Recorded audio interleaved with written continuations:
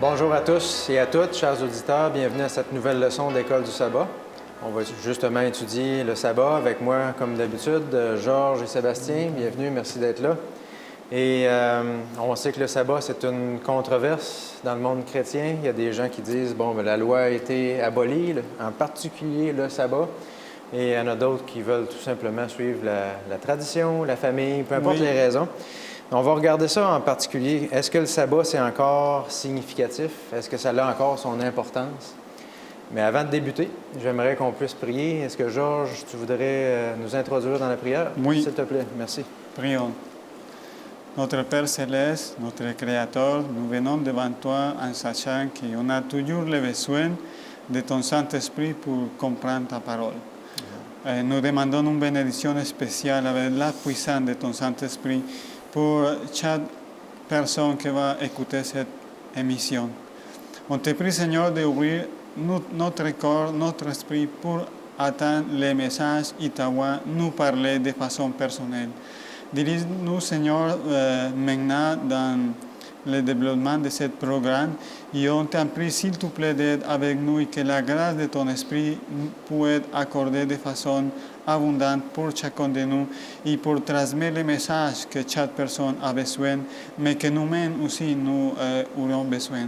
Nous te prions dans le nom de Jésus. Amen. Amen. Amen. Merci, Georges.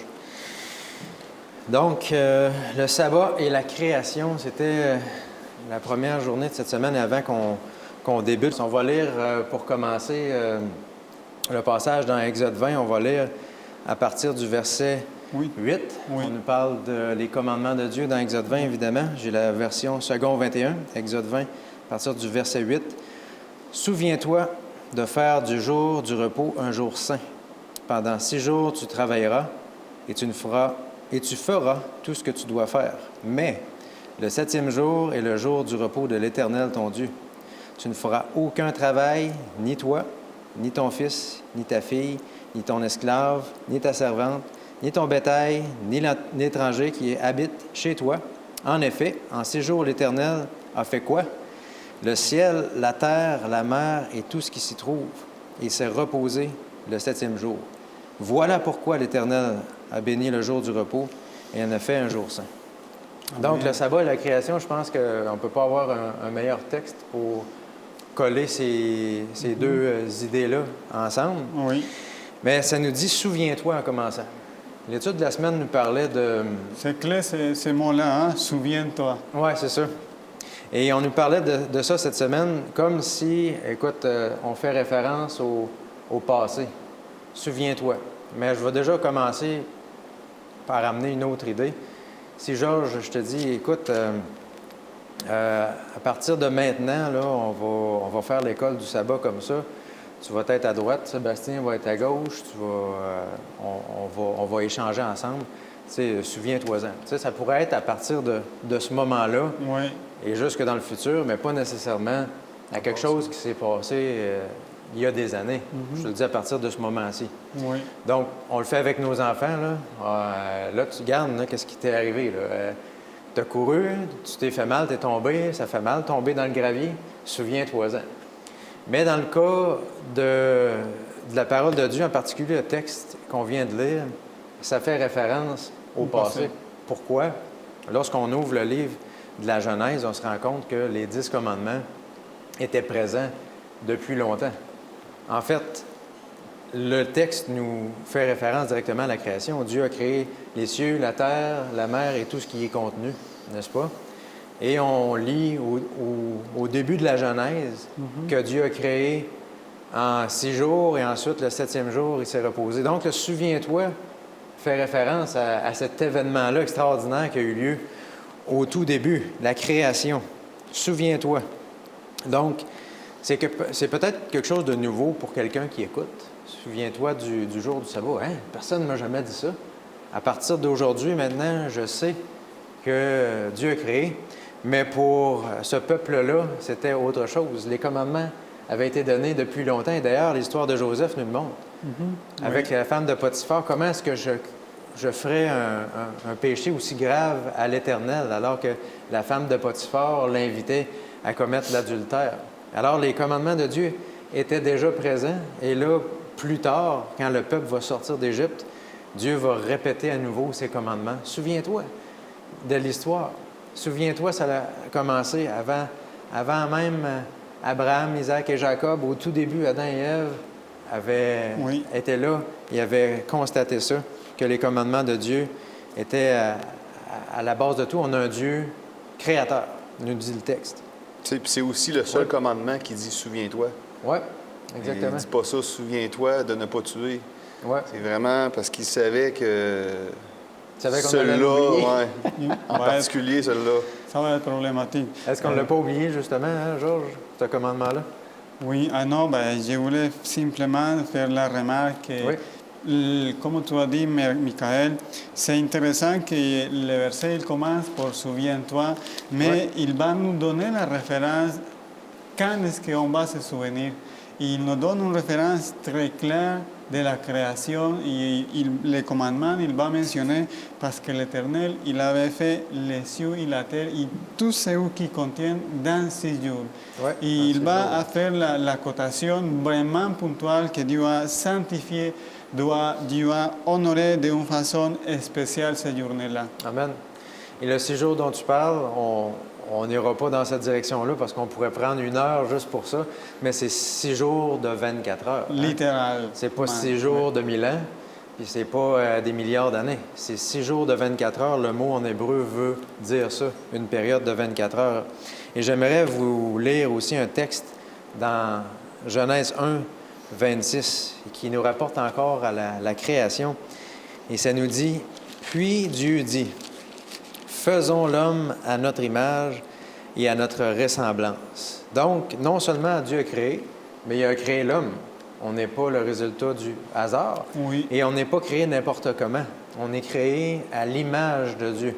Et encore là, il y a des gens qui pourraient parler des heures juste là-dessus, sur qu'est-ce que ça veut dire être créé à l'image de Dieu, dans toutes ses dimensions. On ne prendra pas tout ce temps-là pour ça, mais on peut dire à tout le moins qu'on est des êtres spirituels, n'est-ce pas?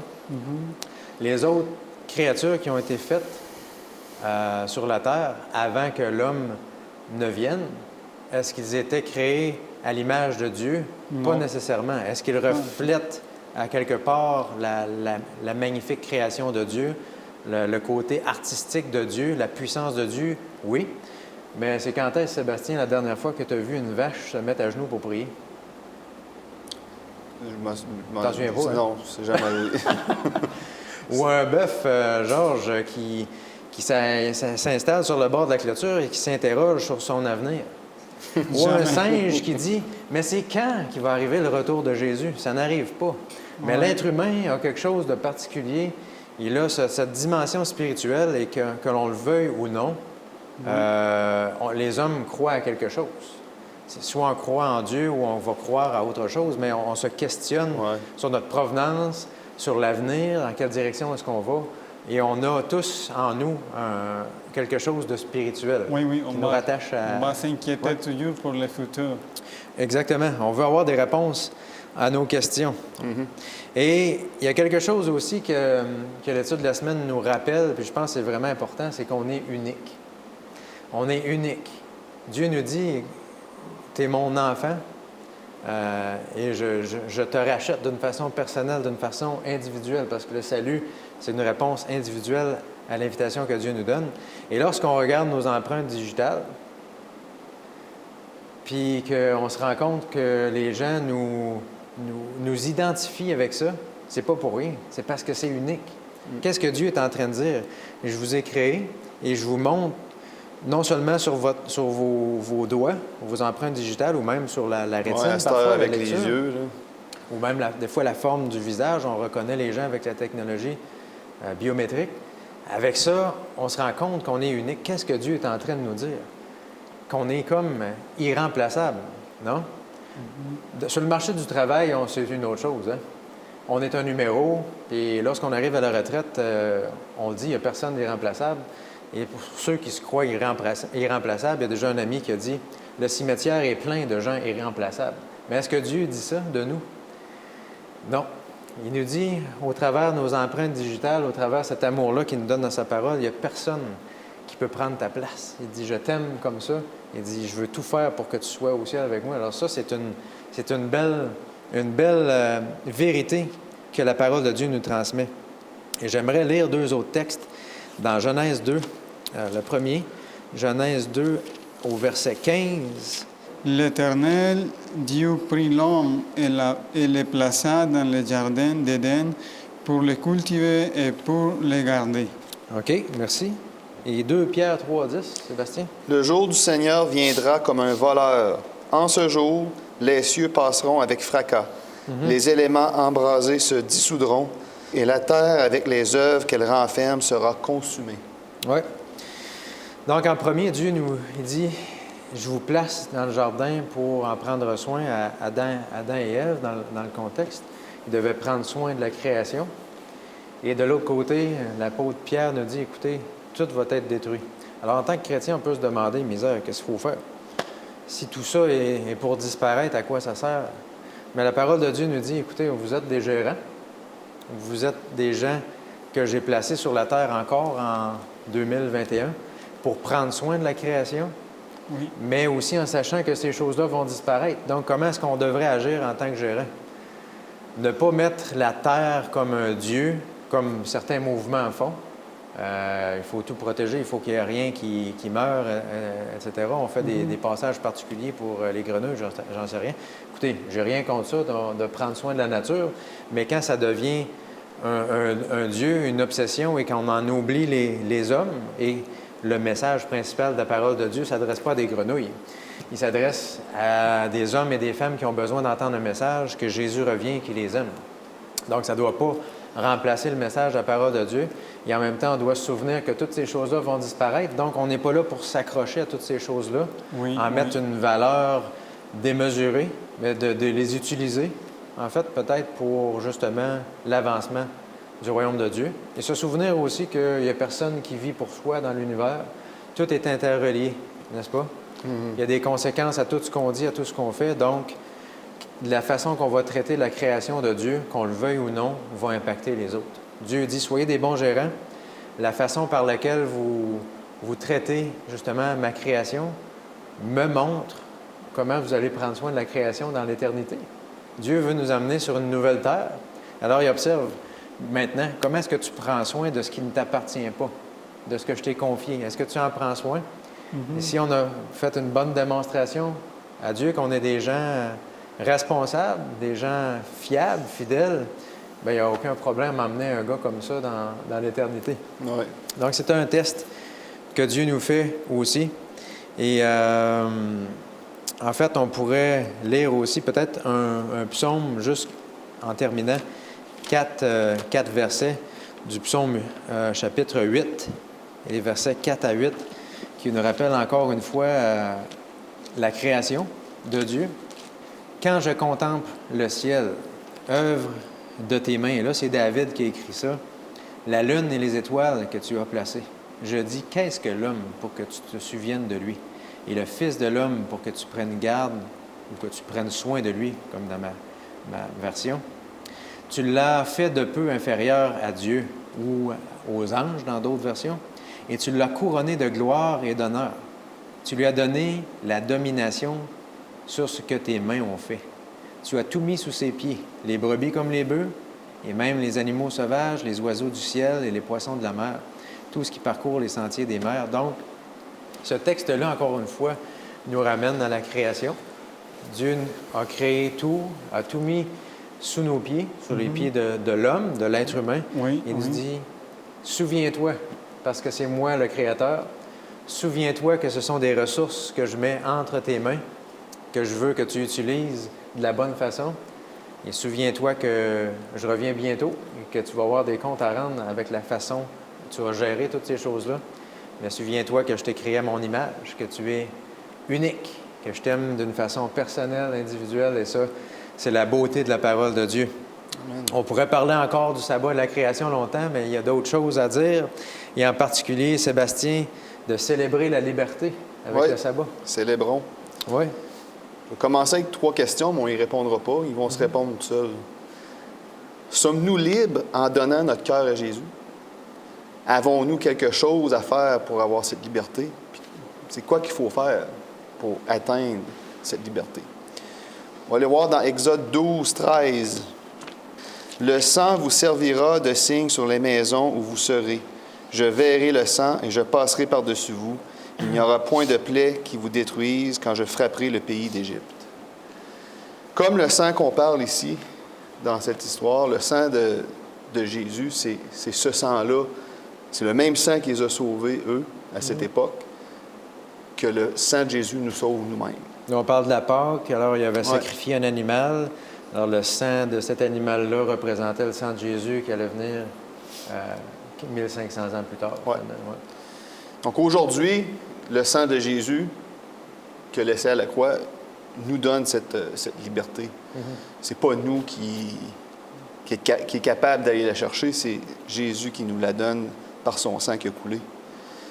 Fait qu'à chaque sabbat, comme on a parlé, comment que le sabbat c'est sacré, à chaque samedi, lorsqu'on observe le sabbat, ça nous rappelle cette liberté qu'on a eue grâce au sang de Jésus. Ouais.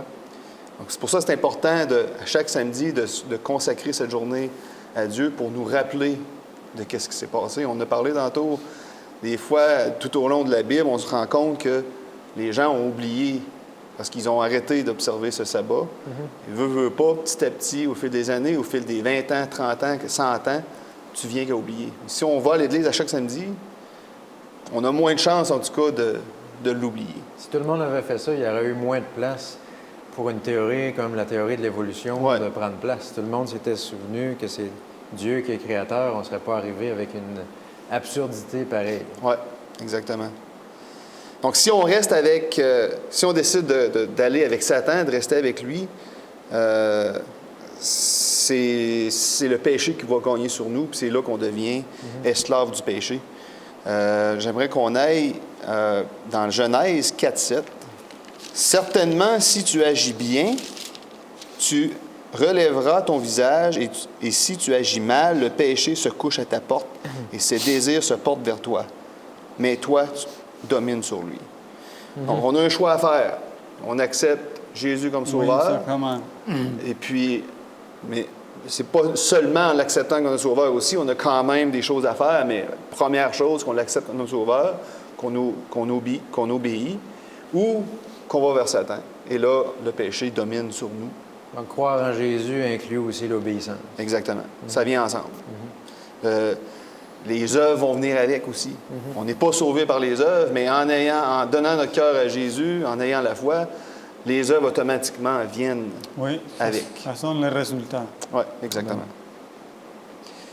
Et j'aimerais, pour un autre verset, d'aller dans Hébreux 12:1. « Nous donc aussi, puisque nous sommes environnés d'une si grande nuée de témoins, rejetons tout fardeau et le péché qui nous enveloppe si facilement, et courons avec persévérance dans la carrière qui nous est ouverte. » On parle ici d'une course. Nous courons. Si, Michael, je te dis, on va faire une course, un contre l'autre, ça donne bien, c'est les Jeux olympiques. On va faire un 100 mètres, mais toi, tu vas avoir un sac à dos rempli de roches, puis moi, j'en aurai pas. Même si, mettons, que tu cours plus vite que moi un peu, il y a bien des chances que ce soit moi qui remporte cette course-là. J'étais content que c'était juste un 100 mètres, mais avec un sac de roches, ça va aller moins bien. Oui, ça va, tu vois. Et si c'est ça que ça représente, c'est que si on a ces péchés-là sur nous, si on a tous ces fardeaux-là sur nous, la course de la vie, elle va être dure à gagner. Ça va être difficile, non seulement de participer à la course, mais de se rendre. Souvent, au marathon, l'objectif, c'est de gagner, mais pour certains marathoniens, l'objectif, c'est juste de la finir, la course.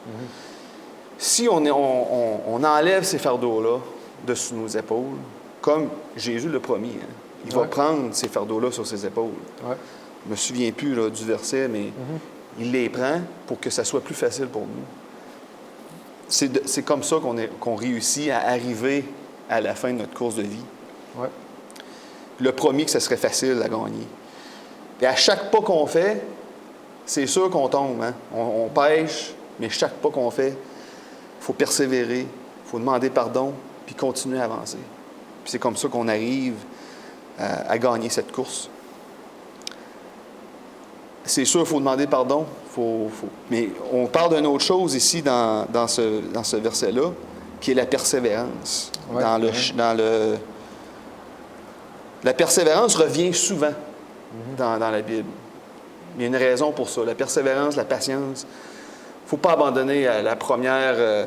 Souvent, même moi, je le fais, j'ai péché, là, mettons, à tous les jours, mais des fois, un péché que j'ai fait, là, 2 ans, ça me revient. C'est Satan qui s'achante, qui dit « t'as péché, t'es bon à rien, voyons donc, tu vois bien que tu peux pas suivre Jésus, tu peux pas, tu pêches. » Ça, il faut s'enlever ça de la tête. On va pécher, c'est sûr, malheureusement. Il faut continuer, il faut se battre, il faut persévérer, il faut être patient. Avec Dieu, on va y arriver. Oui, ça dit au verset 2, justement, faisons-le gardant, dans Hébreux 12, justement, au verset 2, faisons-le gardant les regards sur Jésus. Oui. Pas sur nos erreurs, nos péchés qu'on a confessés, puis qu'on veut abandonner de tout notre cœur.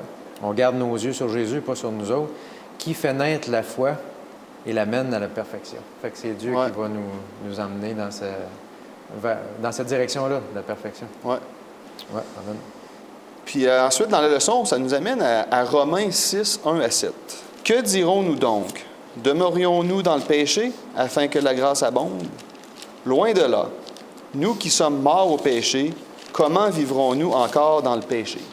Ignorez-vous que nous tous qui avons été baptisés en Jésus-Christ, c'est en sa mort que nous avons été baptisés?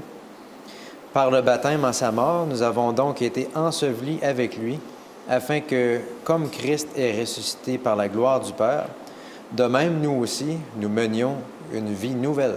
En effet, si nous sommes devenus un même plan avec lui par la conformité à sa mort, nous le serons aussi par la conformité à sa résurrection, sachant que notre vieil homme a été crucifié avec lui, afin que le corps du péché fût détruit pour que nous ne soyons plus esclaves du péché. Amen. Car celui qui est mort est libre du péché. Ah, il y a beaucoup de choses là-dedans. Oui. Tu sais, en gros, moi, ce qui est revenu de ça, c'est surtout ici, là, au verset 6, sachant que notre vieil homme a été crucifié. Ça, c'est notre passé. Quand, le jour qu'on décide de donner notre cœur à Jésus, de se faire baptiser, quand on plonge dans l'eau, ce vieil homme-là, qui représente nous anciennement, Oui. il meurt à ce moment-là. Donc, pour terminer, est-ce que tous ces passages-là, est-ce que le sabbat et le baptême, Jésus et tout ça, est-ce que ça a une corrélation avec le sabbat? Est-ce que c'est quoi la connexion qu'il y a entre les deux? Ouais. Allons voir Deutéronome 5,15.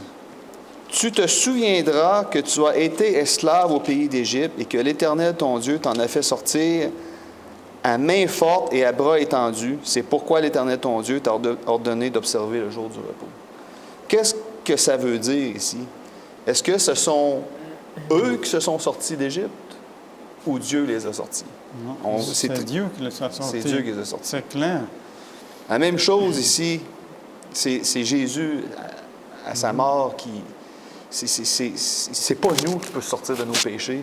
C'est pas nous qui peut crucifier ce vieil homme. C'est seulement par Jésus. Donc, tantôt, j'amenais que le sabbat nous ramenait que Dieu était le Créateur, dans Exode 20. Puis là, dans Deutéronome 5, Dieu nous dit, « Je suis aussi ton Rédempteur, je suis celui qui te sauve. Ouais. Je suis ton Créateur et je suis ton Sauveur. Donc, tu ne peux pas être sauvé sans accepter Jésus comme ton Sauveur. Tu peux essayer par toutes sortes de choses. Hein? Tu peux être un alcoolique puis essayer de t'en sortir par toi-même. Il y a bien des chances que ce soit très difficile. On peut faire des choses par la détermination. Oui, on peut. Mais jamais ce qu'on peut faire avec la puissance de Dieu. Non. Donc, c'est la corrélation que j'ai trouvée entre les deux dans la journée de lundi. Excellent. Oui, c'est Bon, bon. merci parce que ça nous dit justement que c'est un Dieu qui nous libère. Ouais. Donc, pour ceux qui disent que le sabbat est un fardeau, ben, ils ne comprennent pas qu'on célèbre ça. Justement, on célèbre un Dieu qui nous a libérés. Ouais. Et c'est un peu aberrant quand on y pense, de penser que quand on se repose, on est en train de travailler à gagner notre salut. C'est pas l'argument que les gens nous donnent, non? Ouais. Qui est aberrant. Ils Ouais. disent, non, je travaille pas. Je me repose en Dieu. Ouais. Alors, il faut comprendre qu'est-ce que le sabbat signifie pour l'observer. On vient adorer notre Créateur, comme tu l'as présenté, on vient adorer notre Sauveur et on se repose On en lui. célèbre. Et tu as des points à nous mentionner sur le sabbat. On l'a lu tantôt, les immigrés qui sont dans tes villes. Donc, c'est pour qui le sabbat, finalement? Là? Ça inclut qui, Georges? Oui, oui, bah, j'aime beaucoup l'image que nous dit ici, l'étranger dans vos ports. Ouais. Ici, on pourrait avoir une belle réflexion par rapport à ce que c'est le témoignage. Et aussi donner les bénéfices que j'ai pour moi, pour les autres aussi. Il faut nous rappeler que dans la société de l'époque, il existait, il était même légal d'avoir des esclaves à la maison. Ouais. Mais les esclaves, ils n'avaient pas aucun droit. Mais c'est important que le commandement, il va rappeler aux Hébreux qu'il était aussi des esclaves. Et c'est Dieu qui les a donné la liberté, comme vous avez mentionné tantôt. C'est pas pour humains qui ont eu la liberté, la sortie d'Égypte. Ça, c'est une intervention miraculeuse de Dieu, de la part de Dieu, il les a donné cette liberté. Mais ça nous donne aussi des choses à réfléchir à nous-mêmes. C'est que toutes les bénédictions que nous avons aujourd'hui, ça c'est un cadeau de Dieu. Et nous devons c'est notre devoir demander l'aide à Dieu pour comprendre comment est-ce que je pourrais partager cette bénédiction avec les autres. Et pour nous, c'est facile la question de venir à l'église. Pour nous, c'est facile d'étudier la Bible. Mais il y a des gens qui ne trouvent ça pas cohérent. Ils ne vont trouver pas aucun sens avec ça. Il n'y a pas aucune signification importante. Mais les gens peuvent voir que nous avons une façon différente de faire face à les situations difficiles, comme la perte de l'emploi, comme savoir que c'est toi le plus qualifié pour avoir une promotion dans ton travail, mais c'est un autre qui le reçoit. Mais tu n'es pas jaloux, tu n'es pas déprimé pour ça, mais ça, les gens ils vont le remarquer. Et c'est à ce moment-là que nous pouvons le partager. On a un repos en Jésus qui nous donne le repos dans la vie de la semaine aussi.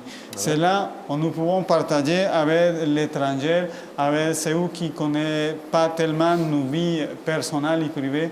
C'est là où on peut partager les croyants que nous avons et la bénédiction que Dieu nous donne avec ça.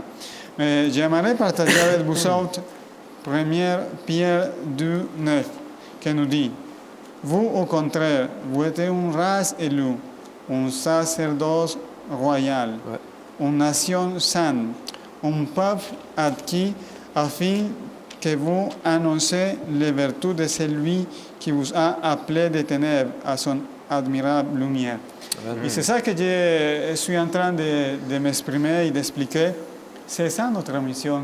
Expliquer les gens d'une façon la plus aimable, mais avec une vie aussi efficace, avec une vie qui peut témoigner vraiment de ce que Dieu avait fait pour nous. Donc le sabbat, ce n'est pas exclusivement pour les Juifs. Oui, parce que tu es en exactement. train de nous dire que la parole de Dieu nous appelle, en tant qu'enfants de Dieu, à proclamer ça au large.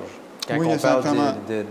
d'étrangers ou immigrés dans tes villes, ça veut dire tous ceux-là qui n'étaient pas juifs à l'époque. Et ce que ça veut dire en 2021, c'est mon collègue de travail, c'est mon ami, c'est mon voisin d'en face. Donc, le sabbat est pour eux aussi. Oui, exactement. Amen. Une autre chose que je voudrais remarquer spécialement pour les gens qui sont déjà adventistes, on a une importante mission à faire quand quelqu'un qui n'observe pas le sabbat vient chez nous. c'est une belle opportunité d'avoir une vraie culture chrétienne de l'observance du sabbat. Parce que normalement, ailleurs, on n'est pas habitué à faire un préparatif complet pour ne pas courir les jours de sabbat, sinon que les jours de sabbat soient du vrai repos, que la maison reste propre, que la nourriture, il y a un approvisionnement pour la journée complète et qu'on va faire des choses différentes et qu'on va avoir le temps de partager en paix et ensemble, tel que famille avec nos invités, mais qu'on va avoir un temps spécial aussi pour aller à l'église. Ça, c'est une belle opportunité pour donner un exemple pratique de la bénédiction de l'observance du jour de sabbat. Et j'avais bien aimé ce point de l'étranger dans nos ports, l'étranger dans nos maisons. Qu'est-ce que nous pouvons faire pour partager la façon pratique comme Dieu nous a venu à nous donner ces commandements. Les actions sont importantes, c'est pour ça que si nous avons l'occasion, mes amis, ça m'inclut à moi aussi, si nous avons l'occasion d'avoir un invité à la maison le jour de sabbat, faisons quelque chose de spécial, demandons à Dieu de bonnes idées pour, comme Sébastien nous dit, faire des petits gestes qui vont toucher le corps des gens. On ne sait pas, c'est Dieu qui va nous donner l'idée parce que chaque personne est différente, mais Dieu va nous donner les idées.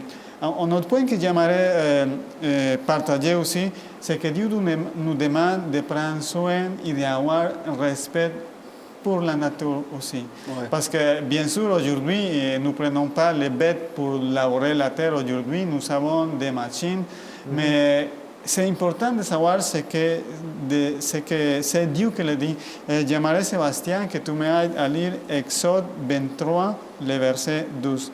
Et on va trouver que Dieu nous donne des conseils aussi pour respecter et pour tenir en compte la nature aussi. OK. Verset 12? Oui, 23, verset 12. Pendant 6 jours, tu feras ton ouvrage. Mais le 7e jour, tu te reposeras afin que ton bœuf et ton âne aient du repos, afin que le fils de ton esclave et l'étranger ait du relâche. Ouais, c'est un bon verset. On a déjà mentionné l'être humain, mais j'aimerais mentionner, comme on a mentionné tantôt, la nature. Le respect par la nature, c'est une chose qui vient aussi avec les jours de repos du sabbat. C'est des choses que nous pouvons aussi partager avec l'étranger, mais avoir le respect pour nos animaux, bien les garder, nous occuper aussi d'une façon spéciale. Pourquoi pas les faire une gâterie à nos animaux que nous avons à la maison les jours de sabbat pour célébrer ensemble aussi, comme on nous a parlé Michael, mais aussi avoir plus conscience qu'on doit respecter la nature. Ouais. Et ça, c'est Dieu qui nous l'a dit. Mais ça nous parle aussi d'un créateur qui s'intéresse pas seulement dans l'être humain, mais qui s'en occupe aussi de la nature et qui nous fait rappeler à nous que c'est notre devoir aussi de prendre soin d'eux. Parce que si on était à l'époque, l'animal, il ne pourrait pas s'échapper, mais il va se reposer aussi quand on va le laisser reposer. On va résumer ça et on va simplement finir en disant que Dieu voulait vraiment que, comme l'apôtre Pierre nous le dit, que nous soyons ces sortes de gens qu'on va apporter la lumière, qu'on va apporter un bon message, une chose positive. Et avec nos petites actions, avec notre témoignage, notre exemple, nous aiderons à les gens à qu'ils puissent sortir de tous les préjugés qu'il y a par rapport à la jour du sabbat et pour trouver des choses pratiques qui vont les aider et qui vont changer la vie. Mais aussi qu'il y a un respect par la nature. On ne va pas laisser toute la journée assoiffé notre petit animal compagnie parce qu'on va s'en aller à l'église. Ça, ce n'est pas une chose bonne à faire. Il faut donner exemple aussi dans tous ces petits détails et par l'aide de Dieu, on va devenir de bons témoins pour Dieu. Merci, Georges. Donc, le sabbat est pour tous, incluant les animaux. Oui. C'est pas un péché de faire boire son chien durant le sabbat. Oui, exactement. Hein? C'est pas... il y a rien D'aller de le mal faire marcher. D'aller le faire marcher. Le sabbat, c'est un jour de repos, c'est un jour de joie, c'est un jour de célébration, c'est un jour de liberté. C'est un jour de contemplation de la nature. Écoute, la liste est longue, il y a tellement de choses qu'on peut faire qui sont agréables. Merci de nous l'avoir rappelé. Ce jour-là est pour tous, incluant ceux qui ne sont pas juifs. Hein? Le sabbat n'était pas pour les juifs. Oui, Adam oui. et Ève n'étaient pas juifs. Et c'est intéressant qu'il mentionne les animaux parce que... Oui. Dieu aime toute sa création, évidemment. Le mouvement de... Il y a un mouvement là, contre les animaux. Il serait content là, De trouver quelque voir chose ça, dans ouais. la Bible, oui. Oh, oui. oui, quoi, c'est tout à fait, ils ont raison. La cruauté Le pour les mouvement animaux. Greenpeace Oui. serait content, là, de ceux qui ne le savent pas, de voir ça. Là. Oui. Je serais content de savoir aussi Oui. que c'est le péché qui est en train de virer la planète à l'envers. Ouais. C'est pas les gaz à effet de serre. Et on pourrait continuer, en fait. Il y a le service des autres qui honore le sabbat des dieux. On Ouais. n'a pas parlé de ça, de la contemplation, mais il existe aussi le service. Qu'est-ce Oui. qu'on peut dire là-dessus? Ça, c'est le une service? chose intéressante. Hein? Ouais. Parce que ça peut être un peu confusant. Ça existe-tu comme mot, ça? Non. Non? Confus, mais... Mais je ne sais pas comment dire ça, mélangeant. Mélangeant, oui. Ça peut Ouais. être mélangeant. Qu'est-ce qu'on a le droit de faire? Qu'est-ce qu'on n'a pas le droit de Ouais. faire? Hein? J'ai-tu le droit d'aller à l'épicerie le sabbat? J'ai-tu le droit d'aller au village des sports le sabbat? J'ai-tu le droit D'aller à mon restaurant préféré. J'ai-tu le droit de jouer au ballon le sabbat? J'ai-tu le droit? Donc, puis à l'époque de Jésus, les chefs religieux avaient mis en place une liste. J'ai pas la liste avec moi, puis même si je l'aurais, je ne lirais pas tout complet. Mais dans l'école du sabbat de cette semaine, dans la journée de mercredi, ils en ont énuméré quelques-unes. Je vais les lire. Donc, les chefs religieux avaient établi, pour observer le sabbat de la bonne façon, l'interdiction d'attacher ou détacher de quoi que ce soit. Bon, là, j'imagine, je ne sais pas s'ils parlent des souliers, là, je ne sais pas si c'était Ben, c'était probablement inclus là-dedans. inclus là-dedans. Ben, Tu n'as pas le droit de détacher quelque chose ou de l'attacher. Tu n'as pas le droit d'éteindre un feu. Ouais. Ou de transporter quelque chose sur une distance précise dans un lieu public. D'un certain poids. D'un certain. Ouais. Donc, on peut comprendre qu'à un moment donné, ça devient lourd. Hein, ça devient plus intéressant d'observer le sabbat quand que tu te fais donner une liste à pu finir. Puis, des fois, tu regardes la liste puis tu essaies de trouver, c'est quoi le sens, c'est quoi le rapport, pourquoi que je dois faire ça pour être accepté. Je peux comprendre qu'il y a beaucoup de gens qui ont dû abandonner d'observer le sabbat à cause de tout ça. Et puis, si on va... Je n'irai pas lire tout au complet. Là, dans Jean 5, 7, 16, Jésus se fait accuser de quelque chose ici. Donc, Jésus guérit quelqu'un. Et puis, cette personne-là, il lui dit, lève-toi, prends ton lit et marche. Donc, cette personne-là fait ça. Elle prend son lit avec lui, après être guérie, miraculeusement par Jésus, se lève et marche avec son lit. Pourquoi il y avait un lit là, je ne sais pas trop. Peut-être dans un parc, il y avait un lit avec Il était emmené par ce moyen-là, puis il était infirme, là, c'est ça? Ouais. C'est son moyen de transport, on va dire. Ouais. Sa chaise roulante. Avec des amis, évidemment. Ouais. Donc là, les chefs religieux voient ça. Qu'est-ce qu'il fait là? Lui, il est en train de transgresser un des règlements, là, de ne pas transporter quelque chose sur une distance précise dans un lieu public. Abomination. Ah oui. On ne fait pas ça. Et de là, de poser des questions à cet homme qui a été guéri, qui a fait, c'est pourquoi que tu fais ça? Bon, mais là, le monsieur me guérit, puis il me dit de faire ça. Lequel? Il est parti, Lequel? je sais pas. Ben, je sais pas, il n'est pas là. Donc, les chefs. Mais il m'a guéri. Il m'a guéri. Les chefs religieux, eux, à ce moment-là, ils reconnaissent même pas ce geste, cette guérison miraculeuse. Tout ce qui les intéresse, c'est la transgression de la loi, d'avoir transporté quelque chose dans un lieu public. Ouais. Mais ils sont complètement aveuglés par leur règlement. Est-ce que Jésus avait raison de guérir le sabbat?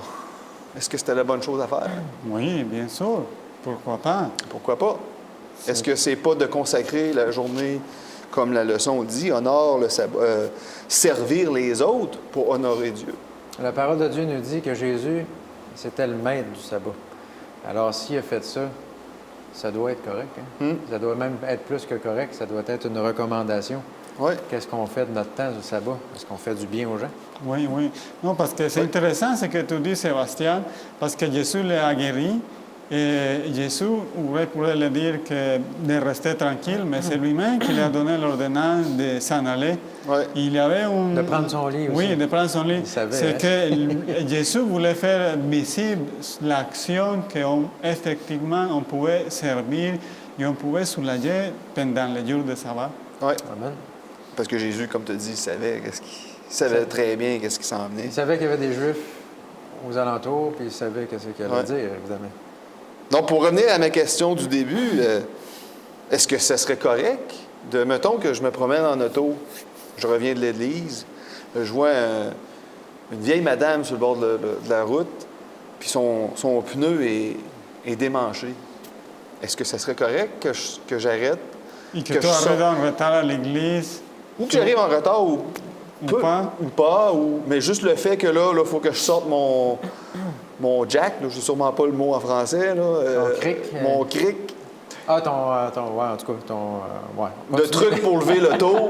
C'est ça. Que je prenne mes outils nécessaires. Là, je ne commencerai pas à toutes les nommer. salir les mains. Me salir les mains et prendre mes outils nécessaires, d'enlever le pneu, de changer ça pour cette madame, ou de passer, de dire, ah, c'est de valeur, c'est le sabbat.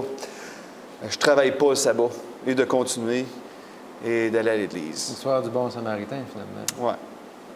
Moi, personnellement, je pense que d'arrêter pour aider la vieille petite madame Ça, serait la c'est chose à faire dans cette situation-là. Ça, c'est la bonne chose à faire le jour du sabbat. Ouais. plus Ben, les autres jours aussi, là. Oui, oui. Si ça arrive Ouais, un c'est mardi, ça. je vais le faire pareil. Là. Puis on va dire en particulier le jour du sabbat. Oui. On n'est pas là pour planifier de refaire la toiture de quelqu'un qui peut être refait une autre journée que le Oui, sabbat. exactement. Mais quelqu'un qui est mal pris, est-ce qu'on n'est pas là pour l'aider? Ouais. Jésus disait, espèce d'hypocrite, si ton animal tombe dans un trou, est-ce que tu le tireras pas de là le jour du sabbat? Ouais. Évidemment que c'est à ce moment-là qu'il faut le faire. Ouais. Si on fait ça pour un animal, à combien plus on devrait le faire pour un être humain? Hein? Mm-hmm. Donc, ton exemple, c'est la même chose. Puis quel beau moment de faire un témoignage. Ben oui. Vous arrivez de où, monsieur? Un samedi après-midi, Vous habillé allez- comme ça? De l'arrivée d'un mariage? Ah, Ouais. non. Non. C'est le sabbat. Ouais. Quoi ça? Ouais. Et là, c'est comme ça, hein? C'est toutes des situations comme ça qui nous amènent à témoigner. Notre style de vie chrétien. Jésus s'occupe des autres le sabbat parce que c'est la chose à faire. Le moi n'a pas la place. Oui, ça, Hein? c'est bon, Notre hein? moi n'existe pas là, à tous les jours, mais spécialement encore plus le sabbat. Dans Isaïe 58, 12, 14. Les tiens rebâtiront sur d'anciennes ruines, tu relèveras des fondements antiques, on t'appellera réparateur des brèches, celui qui restaure le chemin qui rend le pays habitable. Si tu retiens ton pied pendant le sabbat pour ne pas faire ta volonté en mon saint jour, tu te fais du sabbat tes délices, pour sanctifier l'Éternel en le glorifiant, et si tu l'honores en suivant point tes voies, en te livrant pas à des penchants et à de vains discours, alors tu mettras ton plaisir en l'Éternel, et je te ferai monter sur les hauteurs du pays. Je te ferai jouir de l'héritage de Jacob, ton père, car la bouche de l'Éternel a parlé. Des fois, ça peut être dur, hein, tu travailles, puis là, tu as besoin d'argent, puis ton employeur te demande de travailler samedi. Tu as notre besoin de cet argent-là. Ça peut être tentant de dire, bon, j'ai vraiment besoin de travailler ce sabbat pour payer les médicaments de mes enfants. Je vais aller travailler samedi. J'en ai besoin. Est-ce que c'est la bonne chose à faire? Mais on voit ici, ils doivent reconstruire. Jérusalem qui est en ruine, ils doivent reconstruire. Est-ce que ça serait tentant de prendre un sabbat pour travailler, pour que ça se fasse plus vite possible? Non. Le sabbat, c'est consacré à Dieu, c'est le sabbat. Comme tu as dit tantôt, Michael, c'est pas quelque chose... Refaire son toit de maison, c'est pas quelque chose qu'il faut absolument que tu fasses le sabbat. Hein, il y a d'autres journées pour le faire. Puis ça va se faire. Dieu va te récompenser. Je te ferai jouir de l'héritage de Jacob. Il va te récompenser. Tu seras béni en ne faisant pas ces choses-là le jour du sabbat. Ouais. Tu vas être béni. Peu importe ce que tu fais, Est-ce que c'est pour faire plaisir à l'Éternel? C'est la question que tu dois te poser, dans le fond. Si tu as un doute, est-ce que je peux faire ça le sabbat? Est-ce que ça fait plaisir à l'Éternel? Ouais. Matthieu 6, 33, ceux qui choisissent de honorer le sabbat malgré les difficultés, les conflits ou les désavantages économiques vont être récompensés. Oui, bien sûr.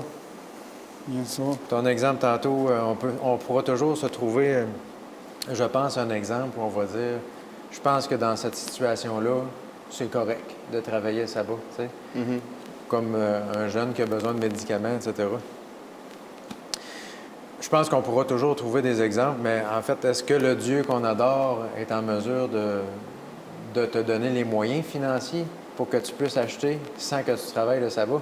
Est-ce que c'est un Dieu de l'impossible qu'on l'on adore ou non? Et la réponse, elle vient rapidement. Le Seigneur, il dit, écoutez, si tu me mets en premier, je vais tout te donner. Quoi? Cherchez d'abord le royaume de Dieu, sa justice, et toutes les choses vont venir. C'est clair, ses promesses sont les mêmes. Donc, lorsqu'on choisit le sabbat, d'aller à l'envers du monde entier qui vont dans une autre direction, non seulement pour le travail, mais aussi pour les plaisirs ou même les conversations. Dans le texte qu'on a lu dans Ésaïe 58, ça dit même, 12 à en ne 14. parlant pas dans le vide, en n'ayant pas des discours vains. Ouais. Autrement dit, qu'est-ce qu'on contemple? Sur quoi on médite le sabbat?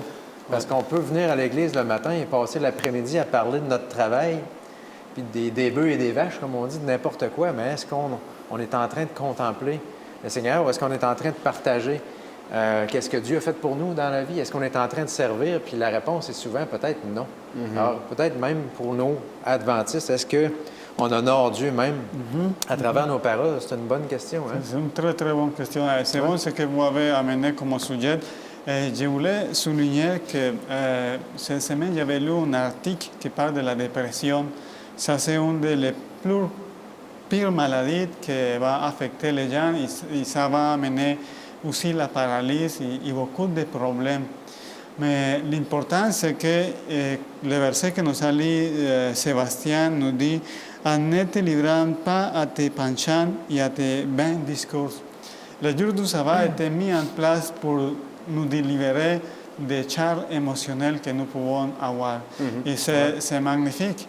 Si nous dédions le jour de sabbat à avoir la réflexion de notre Créateur, en nous rappelant que pour Dieu, rien n'est impossible, on va avoir une meilleure qualité de vie. Amen. Dans les sens qu'on va avoir une meilleure santé, on va avoir la confiance en Dieu, on va avoir l'espoir dans nos problèmes, parce que comme l'exemple que nous a donné Sébastien, s'il y a une situation difficile dans ma vie, c'est en me rappelant que c'est Dieu qui était là pour m'aider. C'est pas juste moi avec mes petites forces que je dois mettre jusqu'à l'impossible pour avoir la solution de mon problème. Il y a quelqu'un pour m'aider. Et jamais Dieu va m'interdire de faire quelque chose qui va aider à soulager la souffrance d'un être cher pour moi ou de quelqu'un d'autre. Ça, c'est vraiment important et c'est un message d'espoir que nous avons. Merci Sébastien pour nous amener à ce bon sujet. On avait aussi le sabbat comme étant un signe qu'on appartient à Dieu. C'est un sceau, finalement. Oui, ça. Dieu nous met un signe. quelque chose d'intéressant sur nous à travers le sabbat. Ça quelque chose d'intéressant et ça quelque chose qu'on peut attirer de bonnes réflexions. Les signes. Des fois, aujourd'hui, on n'est pas dans une culture et dans un ambiance qu'on va mettre trop de signes d'une façon plus littérale, mais on a toujours des choses qui vont nous faire rappeler des situations importantes, les jours de mariage. Pour les gens qui sont mariés dans certaines ambiances, un arbre, un fruit, ça va être des choses qui va les faire rappeler ces journées spéciales-là. Mais Dieu a fait quelque chose de spécial. Et c'est de faire un signe dans le temps pour que nous puissions nous rappeler de Dieu. Mais ça va être aussi un signe pour savoir si est-ce qu'on va être obéissant à Dieu ou pas. ça c'est quelque chose de bon aussi, savoir que les signes étaient là pour ne pas nous laisser tromper. Et pour tous les gens aujourd'hui dans le monde, bien qu'on est rendu au GPS, les signes de circulation, ça nous guide toujours d'une façon sûre. C'est encore très utile. Hein? Oui, c'est les lumières, les feux jaunes, rouges et verts que nous avons, ça c'est toujours un signe qui va à prévenir les accidents et des problèmes difficiles dans la route. Mais Dieu a établi ces propres signes pour nous éprouver, mais aussi pour nous épargner du mal. Et c'est ça que nous pouvons voir dans la Bible et on va lire quelques textes pour ça, mais je voulais juste raconter une petite situation à l'époque de la Deuxième Guerre mondiale. Dans l'Angleterre, ils ont fait quelque chose de spécial pour, à façon de prévention. Ils vont enlever tous les signes pour les choses importantes pour se rendre à la ville. Ils les ont enlevés pour empêcher l'ennemi d'avancer de façon plus facile. Mais aussi, Dieu nous a donné des signes à nous et ça c'est important de le savoir. On va lire rapidement dans Exode 31:13, nous dit « Parlez aux enfants d'Israël et dis-les, vous ne manquerez pas d'observer mes sabbats, car ça sera entre moi et vous, et parmi vos descendants un signe, auquel on connaîtra que je suis l'Éternel que vous sanctifiez. » Ouais. Ça c'est quelque chose de bon. Est-ce que vous aurez des commentaires à dire par rapport à ce verset, Michael ou Sébastien? Ah, j'aime bien ce texte-là. On retrouve l'équivalent dans Ézéchiel 20:12 qui dit exactement la même chose. Oui. L'Éternel qui nous considère comme saints. Autrement dit, Dieu il sait très bien qu'on n'est pas saints, mais il nous considère comme. On est pécheurs, mais il considère comme si on n'avait jamais péché. C'est extraordinaire quand on pense à ça. Et le sabbat, c'est justement la célébration de ça. On a parlé de la célébration tantôt. Oui. Je célèbre que Dieu, c'est mon sauveur, c'est mon créateur. Il me considère comme si je n'avais jamais péché. Misère. Ça vaut pas la peine de fêter ça. Ça s'appelle le sabbat. Allons à l'église pour fêter ça. Je suis pas en train de travailler pour me sauver. Je suis en train de célébrer que Dieu me dit, je te regarde, puis j'ai l'impression de juste voir Jésus. C'est comme si tu n'avais jamais péché. Je te considère comme ça. Écoutez, c'est simple le sabbat, c'est ça. Une célébration. Oui, c'est ça. C'est un petit peu trop loin, mais je voulais commencer à conclure notre étude. C'est par rapport à les signes que Dieu nous a donnés. Le sabbat, c'est toujours une bénédiction. Mais c'est aussi quelque chose où Dieu nous met à l'épreuve. Mais ce n'est pas simplement le cas. C'est le moment aussi de mettre Dieu à l'épreuve. Parce que Dieu nous a promis des choses et simplement pour mentionner mon expérience ici au Canada, c'est que chaque fois que j'étais obligé de rejeter un travail à cause que j'étais obligé de travailler au sabbat, oui, j'avais besoin du travail, j'avais besoin de l'emploi, mais chaque fois que j'avais rejeté un travail, une opportunité comme ça, quelques jours après, j'ai une meilleure opportunité. Et j'ai reçu ça comme un cadeau de Dieu. Amen. Mais c'est juste pour mentionner, on n'a pas le temps de mentionner tous les textes dans l'Apocalypse 13 qui fait mention spécifiquement de l'adoration et de loyauté par rapport à l'adoration.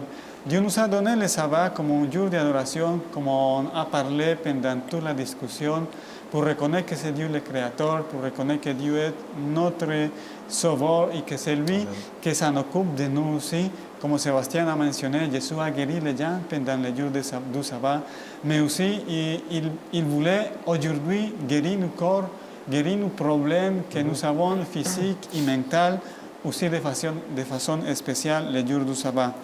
Le sujet pour lequel je rapporte l'Apocalypse 13, on n'a pas le temps de lire tous les textes, mais c'est un texte qui va nous amener à une problématique que les gens qui ne vont pas s'accorder à certains mouvements qui vont se lever sur la terre, il va perdre tous ses droits. Il va perdre même les droits d'achat et de vente. Il va perdre aussi sa liberté. Et finalement, il va avoir une condamnation à mort pour ces gens-là. Mais on va trouver aussi sur Apocalypse 14 une situation différente. Et c'est la promesse de Dieu de nous épargner, de nous garder et de nous protéger si nous gardons la loyauté à Dieu. On n'a pas tout, on n'a pas trop de temps pour parler de ça, mais je voulais simplement lire le verset 12 d'Apocalypse 14 qui dit « C'est ici la persévérance des saints qui gardent le commandement de Dieu et la foi de Jésus. » C'est juste pour dire les commandements de Dieu sont toujours ceux qui vont nous épargner du mal. Dieu nous a donné aussi, incluant le sabbat, les commandements, comme quelque chose pour nous protéger. Bientôt, nous allons avoir un problème difficile de loyauté. On va être loyal à nos gouvernements, on va être loyal à nos entreprises, on va être loyal à Dieu. Dieu nous promet que si nous persévérons, Dieu va nous garder. Et c'est Dieu qui va nous donner ce qu'on a besoin. C'est le défi pour nous et ça va être le défi aussi pour chacun individuellement sur cette planète quand ce Christ va arriver. La situation que nous avons, c'est que nous avons maintenant l'opportunité de garder le sabbat et comme on a mentionné, trouver la liberté, la célébration et le repos en observant ces commandements et en comprenant et en nous rappelant que c'est Dieu le Créateur et rien n'est impossible pour Dieu et c'est lui qui va pouvoir pour nous maintenant et pendant les jours qui peuvent venir aussi difficiles pour la terre ou de façon individuelle pour chacun de nous. Amen. Merci Georges. Ça fait le tour de l'étude de la semaine. En fait, on voit que le sabbat, c'est un jour extraordinaire. C'est un jour à ne pas manquer, on va dire. Hein? Un jour à ne pas manquer. Et c'est chaque semaine. Chaque semaine, en plus, ça revient. On est béni. Dieu l'a mis à part, l'a béni et l'a sanctifié. Et c'est pas pour rien qu'on est béni, comme tu dis, que ce soit au travers du travail ou quoi. C'est parce que lorsqu'on est fidèle à Dieu et qu'on entre dans ce temps-là, ben Dieu nous bénit. C'est dans la parole de Dieu. Dieu a béni le jour du repos et le sanctifie. Ça ne peut pas faire autrement que de recevoir une bénédiction. Puis notre témoignage, c'est le tien, c'est le mien. Je le partagerai une autre fois. Je suis sûr que tu as des choses à dire aussi sur ta fidélité envers le sabbat, mais envers Dieu au travers le sabbat. Et c'est un signe. Et si on entre dans ce projet-là dès maintenant, ce ne sera pas difficile pour nous, avec les événements qui vont venir, de rester loyal envers Dieu, parce qu'on va déjà avoir appris à le faire. On va déjà savoir, par notre propre expérience, que le Seigneur veille sur nous. Alors, c'est un mémorial de la création, de la rédemption. Dieu nous rend libres. C'est un sabbat pour tous, comme tu nous l'as présenté. C'est un moment pour servir. C'est un signe d'appartenance. Alors, on peut juste dire merci, Seigneur, pour le sabbat et continuer à le servir au travers de ces moments-là. C'est déjà la fin. On aurait pu parler longtemps du sabbat encore. On vous remercie d'avoir pris le temps d'écouter cette étude. On espère que vous avez apprécié entendre parler encore une fois de ce signe du sabbat de Dieu. Et on vous invite à entrer aussi dans son repos. Prions en terminant. Est-ce que Sébastien, tu veux conclure? Absolument. Notre Père Céleste, on te remercie de ce cadeau que tu nous offres, le sabbat, Seigneur. Donne-nous cette persévérance qu'on a besoin de continuer à avancer en te gardant dans notre champ de vision. Merci, Seigneur, de nous donner le désir de mieux te connaître à chaque jour et de rester fidèle à ton sabbat. C'est au nom de Jésus qu'on prie. Amen. Amen. Amen.